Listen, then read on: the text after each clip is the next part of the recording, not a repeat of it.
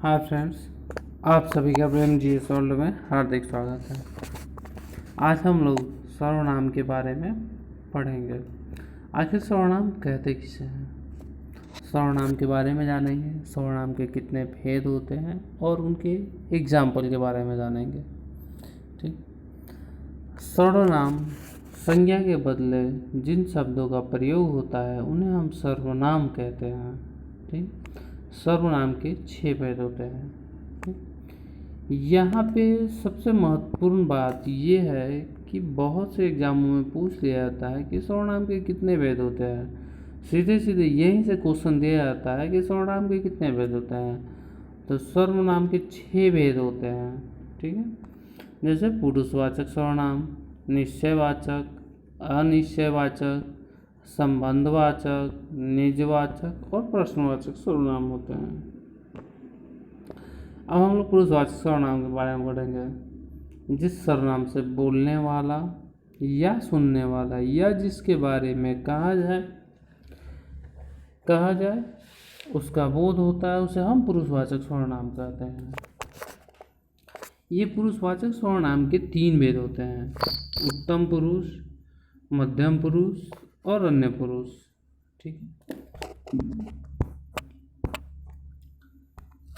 Example उसका होगा मैं, मैंने, हम लोग, आप, आपको, उसका, उसकी इत्यादि।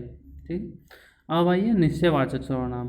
ठीक, निश्चयवाचक सर्वनाम वे सर्वनाम होते हैं जिसमें निश्चितता का बोध होता है, निश्चयवाचक सर्वनाम कहलाते हैं। ये इसके यह, वह, ये और वे, ये सभी निश्चयवाचक सर्वनाम के अंतर्गत आते हैं। जैसे यह पुस्तक है, ठीक है, वह मोहन है, वह घोड़ा है। ठीक है, ये सभी निश्चयवाचक सर्वनाम के अंतर्गत आते हैं।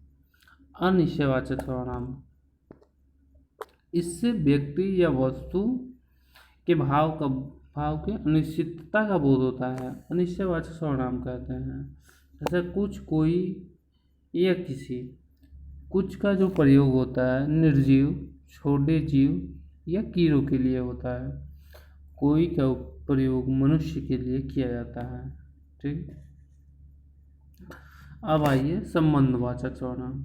जिस सर्वनाम से वाक्य में किसी दूसरे सर्वनाम से संबंध स्थापित किया जाए उसे संबंधवाचक सर्वनाम किया जाता है। जो, सो, जिस, उस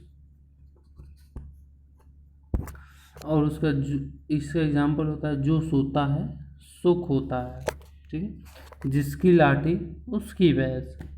आइए निजवाचक सर्वनाम, जो सर्वनाम स्वयं या निज का बोध कराए उसे हम निजवाचक सर्वनाम कहते हैं। ठीक है, जैसे एग्जाम्पल में आप, स्वयं, खुद, निज आदि।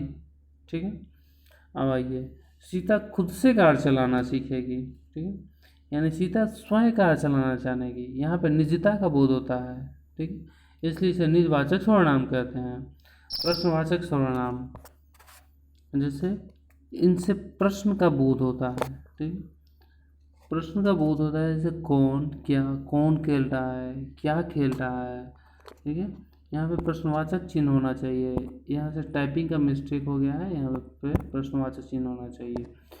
फिर इसमें यहाँ पे कुछ टाइपिंग में अशुद्धियाँ हो गई है, उसके लिए हम आपसे माफ़ी मांगना चाहते हैं। यहाँ से प्रश्नवाचक में यहाँ पे ऐसे सा रहना चाहिए, ये नहीं रहना चाहिए, ये गलती हो गया है।